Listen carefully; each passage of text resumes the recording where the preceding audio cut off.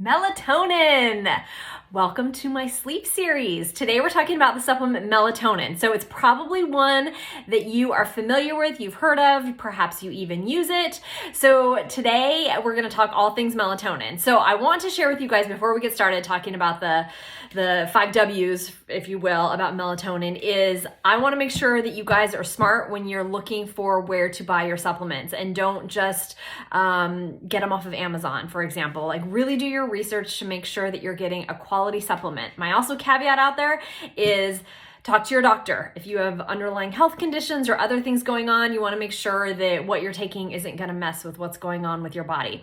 So my goal when it comes to sleep and the supplements that I take to help improve my sleep and help me to get to sleep faster is to have a range of options available to me. So my doctor said it best when she said, I want you to have a toolkit and a range of supplements that you can have depending on what's going on with you. So I have a whole range of supplements and I'll talk about how each of them fit into my toolkit as I go through each of them. So I don't take all of these supplements that I'm going to talk about every night.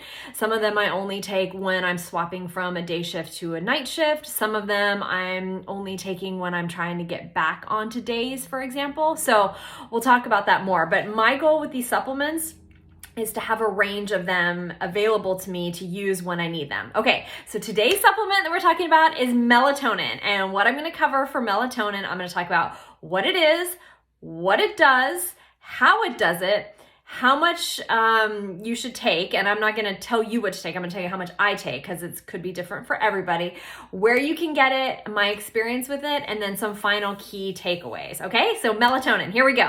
So melatonin is a hormone that is naturally found in the body, okay? So that means you don't have to go out and buy it and take it in order for your body to have it. It is a hormone that naturally occurs in the body. Your body produces melatonin, okay? So it's a naturally occurring hormone within your body. Okay, so what does it do?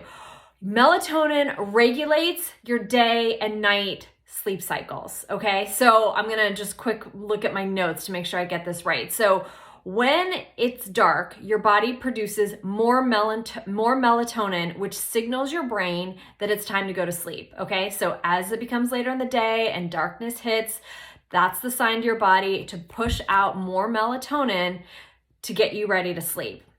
Light, on the other hand, decreases the amount of melatonin in your body because like when the sun is rising and it's getting light out and the light's coming through your windows, the melatonin supplies in your body decrease and go down to signal your body that it's time to wake up.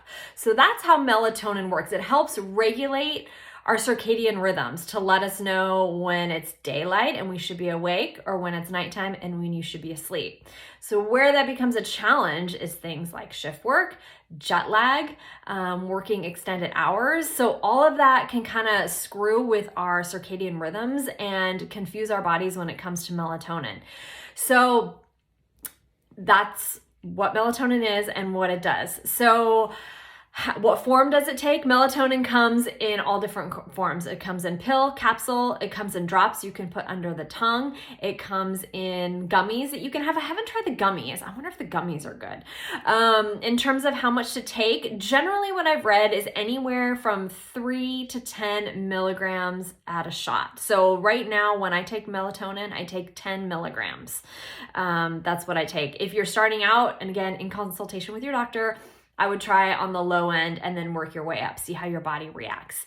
Where can you get melatonin? Again, do your research, but it's over the counter. You don't need a prescription. I get mine at Whole Foods, and I'm gonna have a picture of it so you know exactly the one that I use. I'll have it in my stories and on my feed. So my experience with melatonin is before I started shift work, I took melatonin on 2 occasions. I would take it on Sunday nights before I went to work on Monday morning because typically on Sundays, like my sleep was not what it was during the week and I needed some help to fall asleep at a normal hour so I could wake up and feel decent on Monday morning. The other time in my life before this job that I used melatonin was when I traveled. So I did a lot of travel overseas, from overseas to the US and back, and a bulk of those trips were for work, and I was not going to mess around with sleep. So I always took melatonin to get me on the time schedule of where I was. Like, for example, if I was coming from overseas to the US, I would stay awake until about like 8 or 9 at night, and I would take melatonin and it would help me sleep through the night, and then I could wake up feeling refreshed. So those were the primary times that I used it before. How I use it now is when I'm headed into either a set of working nights or a set of working days to help get me started. It's almost the same as jet lag, because working shift work is kind of like you're having jet lag all the time. But I take melatonin now when I'm feeling like super awake, or when I'm heading into a shift schedule where I'm working a series of days or nights, and that helps me to get on that day or night schedule again. And typically I just take it the first of the nights and not necessarily the 3 or 4 nights that I'm doing the day or night shift. So that's when I take melatonin. So my key takeaway for melatonin is that you have to test and experiment. For a long time for me, melatonin is all that I needed to take in order to drift off and have a good night's sleep. That's no longer the case. So I want to encourage you to test and experiment. And if melatonin, so it's really common. So I'm curious to hear. I mean, it's common in terms that when I say most people know what it is, I'm not necessarily saying that everybody that's watching has tried it. But if you have tried it, I'd be curious to know, did it work for you? Is it the only thing you use? What are your thoughts? So that's melatonin in a nutshell. So it's a naturally occurring hormone in the body. When it starts to get dark, that's the signal that your body is going to produce more melatonin. So you get ready for sleep. As it gets light in the day, your body decreases the melatonin. So your body knows that it's time to be awake. But when you're traveling and you have jet lag, when you're working shift work, the body is all jacked up and all confused.